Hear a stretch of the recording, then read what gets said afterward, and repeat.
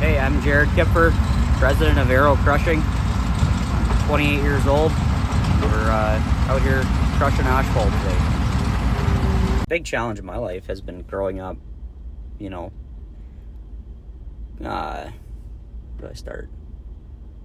Yeah, I was actually homeschooled most of my life. Shit.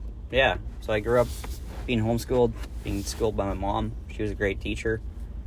But I think that definitely presented a lot of challenges later in my life as I tried to fit in with, finding friends in life and finding a spot in life that I fit into.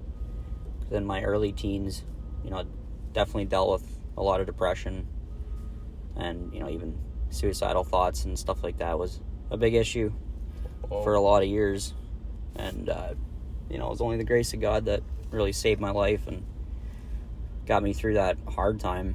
And grade 12 I ended up going to high school and like an actual high school for the last year, and that was like a culture shock for me, going from being homeschooled to high school.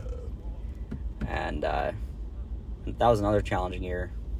So that was the first time you ever went to a school? To an actual school. Holy shit. Yeah, I was 17 before I went to an actual school. Oh wow. So like when I was 14, I basically started working full time at 14. I grew up around the family business. I loved working. That was kind of my way to cope with life, was just to go to work, put my heart into whatever work I could find. And so 14, 15, 16, I was doing school still on the side, but I did skip. Grade 11, essentially, I just skipped and worked full time. And then my mom was like, hey, if I can get you into high school for grade 12, would you do it? And I was like, if you can get me in, because I didn't think she could get me in. So I was like, if you can get me in, I'll go do it. Why did you think she can't get you in? Because I had been out of school for a year already. I was homeschooled, yeah. So what made the change though? Why grade 12 did you or your mom decide like this is the time he should go to school? Why 12? She wanted me to 11? she wanted me to get my grade 12 diploma, is what she wanted. Got it. I kind of wanted it. I kind of didn't care either. But, school was never my thing. I was all right at it, but, I never loved it. I just always had to drive to work. Oh. And my dream, even as a young teenager, was always to build a business. Like, what business am I going to start? Because I'm either going to take over the family business or I'm going to go start my own business. The suicidal thoughts, I'm sorry you went through that. I can't speak to that because I never experienced it, but I know it must be pretty tough. Yeah. Do you want to speak about that for people who are struggling with that, and what instigated those thoughts to get to you? Because it seems like you have a good family, you have a family business, you have the right people around you. So how did that start, maybe? Yeah, I think depression hits everybody in a different way, and for different reasons. But I think a lot of it often comes from us being isolated and then focusing on ourselves, not having a bigger perspective beyond our little world that we have. And there's always outside factors, things that we struggle with personally or as a family. So the suicidal thoughts were a very challenging few years of my life, and also dealing with an addiction at the time that lasted for many, many years.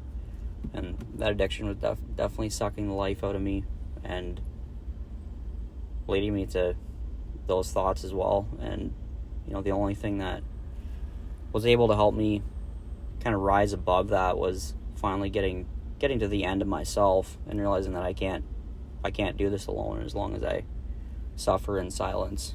I wasn't opening up to people around me. I mean, there was a couple of people I opened up to, but I wasn't ready to hear what they had to say. So until I opened up to people enough to where I let them into my heart, essentially, and let them know, the 1% of my life, the real dark corners of my life that most people would never hear about, and I never wanted to share, things I had done or mistakes I'd made or whatever it maybe was. And also just, I grew up in a Christian home, and I went to church every Sunday all my life. And, so this kind of thing doesn't really fit into that setting. Having, being suicidal doesn't really fit into the thing of going to church every Sunday. But, later in my teen years, I was able to, come to terms with that as well, and, just understand God's grace in my life, and, how God was able to, ultimately it's been God that's been able to save me from that. And, a power higher than myself, right? God is ultimately in control of my life, and being able to accept that, and accept his changing power in my life is, really changed me for the better. Oh, you're such an inspiration, man. This is I could never tell. See, that's the stuff I want to hear, because this will change people's lives. You know what I mean? Like this stuff, if you speak about it, and then we have another kid who's maybe watches the video, right? And he's in construction, he's on a site, he's thinking that that's life changing. We maybe changed one life, or maybe not us, God. Right? Because I believe in God too. I'm a Muslim. You're a Christian. We all believe in God. So that's powerful. That's some really life-changing stuff here.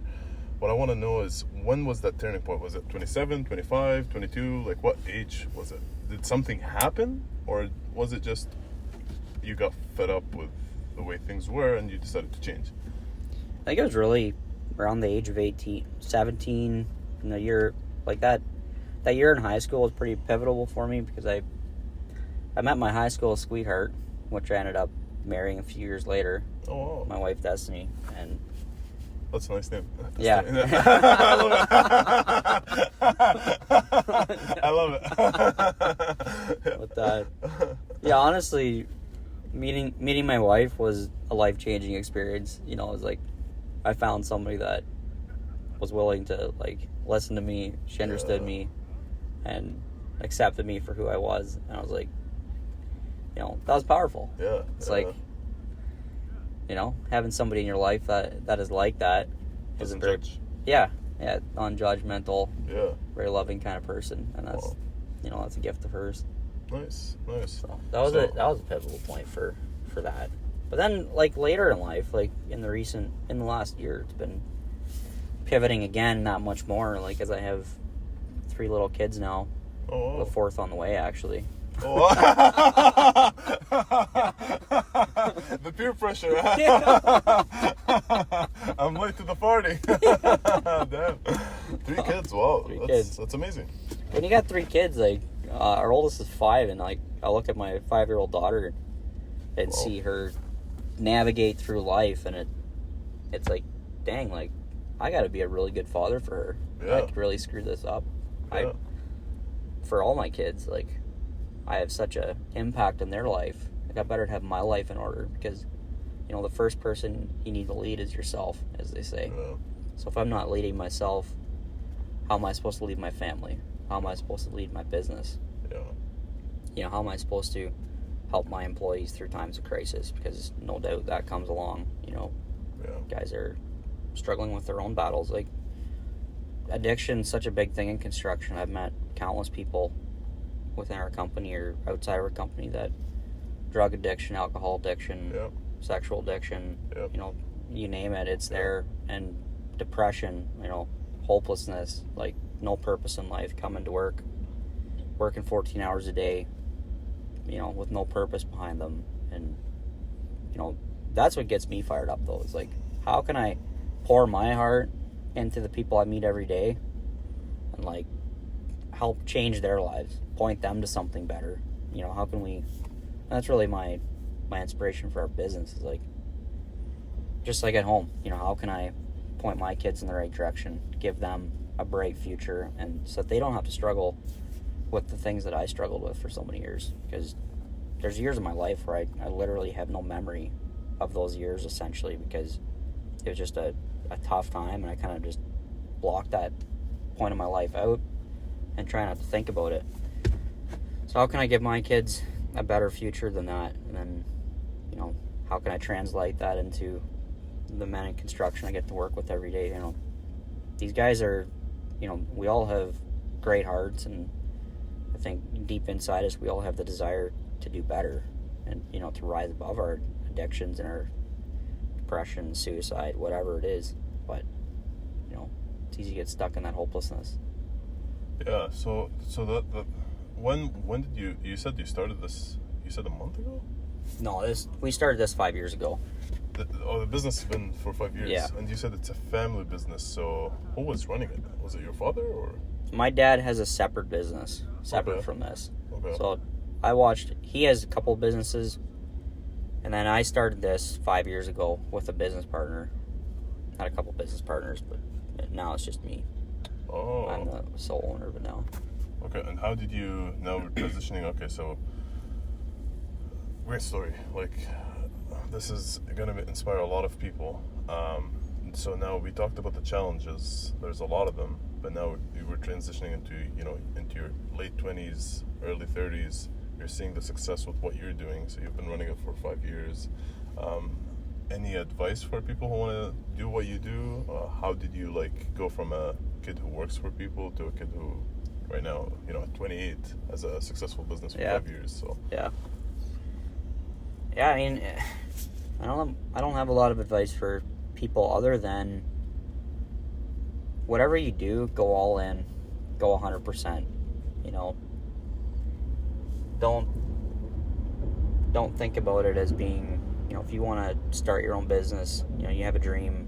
Maybe it's even just you want to change a career because you have a dream for something bigger and better. Go all in on that dream. Believe in yourself. You have to have the ability, but that ability starts with the belief that, hey, I can go start a business. I can go pursue this career.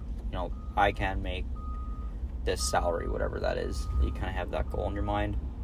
Because for me, I spent a lot of years in self-doubt. Can I start a business? Can't I? Am I going to fail? Am I going to go broke, bankrupt? Am I going to be homeless? yeah. Are people going to hate me? But 5 years ago, what happened is I just had enough. I was like, I got to go prove that I can do this. I'm like, I know I can do this. I know I can. It's like, I got to go prove this. And, you got to be smart about how you do it. But you got to go 100% in on whatever it is. Just send it. Believe in yourself. So before that 5 years mark, were you doing it, you said long days, long hours, were you doing it as a laborer? How did you start in the career in construction? Yeah, previous to starting this business, I was working for a company doing civil work, site servicing and whatnot. So I'd actually never ran a crusher until I bought one. Oh, wow. Never worked around one. Oh, really? You just bought one? You're like, I'm gonna... Yeah, we bought one on an idea and sent it. We had a rough idea of what we needed to do, but we had never owned a crusher before. I'd never ran a crusher even for half an hour. I love the confidence. And when you say we, who are we? Yeah, that part I don't want to post that part online. Oh, okay. It was a guy that I was working with at the time, okay, and then a guy that invested some money in the company, but okay. those partnerships didn't. They didn't go. They've ended. We'll cut that out. That's not part of the success story. Well, it probably is, honestly, because they did help get us here. I have no hard feelings against them. Okay. The one guy has hard feelings against me, unfortunately, but yeah. So okay, you partnered up with some people. You got to learn as you go. So you're like, oh, I'm gonna buy a crusher and I'm gonna learn myself. I'll learn from my own money, kind of thing, which is interesting. I've never seen that before. Yeah. People say, oh, I'm gonna go work for someone, make some mistakes on because it's his money, and then I'm gonna open my own. But that's interesting how you did it. Okay, so you learned the crusher.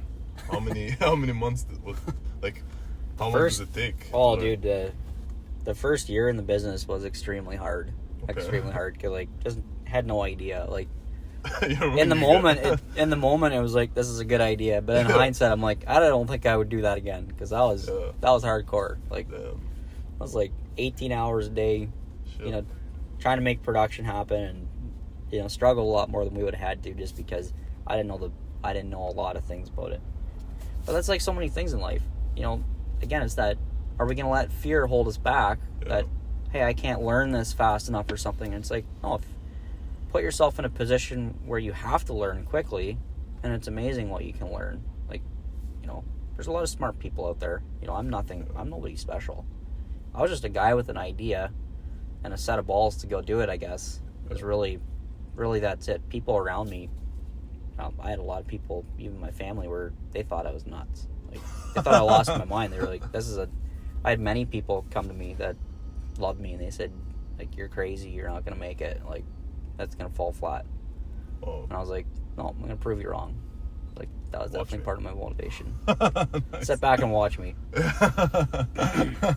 We're watching from a truck right now. I guess it worked out so far. Sorry, Mom. Oh, okay, that's pretty cool. So you didn't know the working, how to run an equipment, right? That's a commercial call. Did you know how to run the numbers side of it? Like the business, when they say, there's a lot of guys who are like, I like to work with my hands, I just don't like the business side of it. Yeah. Like the accounting, the financial side. Yeah, for me, the financial side of the business was always it was fun. Like, again, I got to learn a lot from watching my dad run his business and the mistakes he made, and then the lessons he learned and how that changed his business and put him on a trajectory of success. So I really leaned in on him a lot in the first few years of, what should we do? How should we do this? Are we doing this right? And he gave a lot of good advice over that time. And, I love doing the work.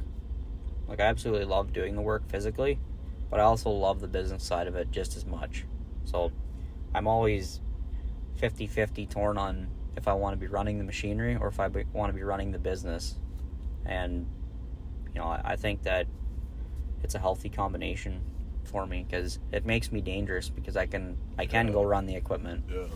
And I can go run the business, And if I can't, then I can find people that'll help me with it. But I think that's the key, is my big thing has always been to find people that will mentor me that are further along. It's like I've heavily relied on different people that have really come alongside me and helped me out. Like my dad, like other people in the industry, there's been a lot of people that come alongside me and, they stepped out and believed in me as well that, okay, you'll make this work and we're here to help you. Nice. Yeah, we need younger people. 28 is pretty impressive for what you're doing. Do you hire young people? What do you see like from your employees makeup? Is it a lot of young? Is it a lot of old, medium? Like a lot of young guys. We got a couple older guys now, but the first 4 years we pretty much were a crew of, I think the oldest guy was like 22 years old. Holy. Yeah, it's like, well, I'll put a guy on a crew as a foreman at the age of 19 if he's responsible. It's like I got a 20-year-old foreman right now. Oh, wow. And he's doing great. Like, he's killing it every day. So to me, it's not the age always. Yes, the wisdom of gray hair is definitely a thing. Yeah. When I saw you, I was like, this guy. How old do you think I was? I was like, this guy's probably 35, 36, like gray hair. I call it the construction hair. Let's not call it gray construction hair. Yeah, it's great. Yeah, but no, if a young guy has the desire to do it, give the man a chance. Yeah. Because that's what I needed when I was younger.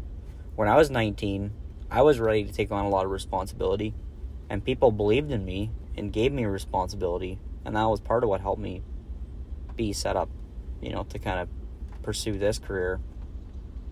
So I try to do the same for my guys, like come alongside them, mentor them, train them. I'm constantly sharing stories about my past successes and failures with my young guys. Nice. Trying to help them see that brighter future for themselves as well. That, you guys got to believe in yourself. Go out there and do it. Nice. Don't be afraid to work hard and get dirty and, outwork the guy beside you because you're 19 or you're 20. Like, you can work a lot harder than that 45-year-old because Yeah. just you got the energy, and you're not going to have it when you're 45. So Yeah, don't waste your life. Go after it.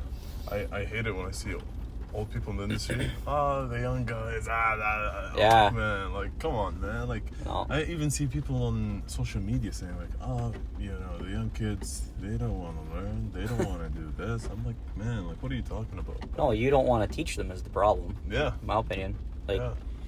the older generation, I think a lot of onus is actually on them to step up their game and teach these guys, because, like, the older generation, you guys raised us younger guys. Like, not sure, maybe you forget that, but, Yeah.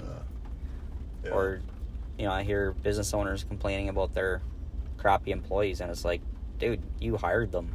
Like, don't complain. You hired them. So, like, but again, it goes back to beliefs drive behaviors.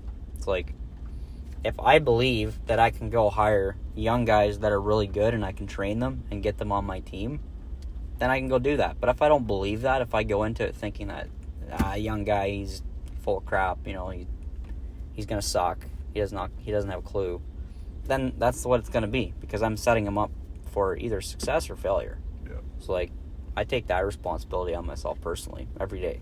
Like, how are we setting these guys up for success? Because they could be here 3 months and never want to come back to the construction industry because I've made it so terrible for them while they were here. Or they can come here, they can love it, stay in the industry, and I have a lot of say in that, really, just with how I treat them and how I train them. Yeah, I wish there was more people like you. That's I know I struggled when I started in the industry too, being young. I'm sure you faced you faced it too. Yeah. Hopefully it changes with time. I think it will. This is a good sign that you said you hire 19, 20-year-olds, so Yeah. it is changing. That's good to see. Now let's talk about what I always end with. What do you do outside of work for fun? Like, what is your weekends like? Yeah, my weekends are like, we live on 5-acre property. So with Nice. 3 kids, we got some chickens and some ducks. So we spend some time there, and if I'm not doing that, then I do enjoy hunting. Hunting's a good hobby. Nice. So I do some deer Deer? hunting, or deer, bear, yeah, a bunch of things like that. Bear? Bear hunting, yeah. do you eat it, or do you just? Yeah, we eat it, yeah. Oh, you eat bear? Wow. It doesn't eat us. Do you take your kids with you hunting, or? I haven't yet. No, No? they're pretty young, but honestly, a lot of my weekends have been spent working. Yeah. Up until really this year is the first year that I haven't been working much Saturdays, but Well, you let it up for years, right? Yeah. To get it to this point, so now you get to enjoy it a little bit. yeah, just a little, Yeah, not too just much. Not But too much. There you go, man. This was fun. Yeah, it was great. This was amazing. Great. See, it's very natural. It's very Yeah. it's just a conversation. Yeah. It's better than putting a camera on your face. Like, I'll do this. You know what I mean? Like, this is just natural.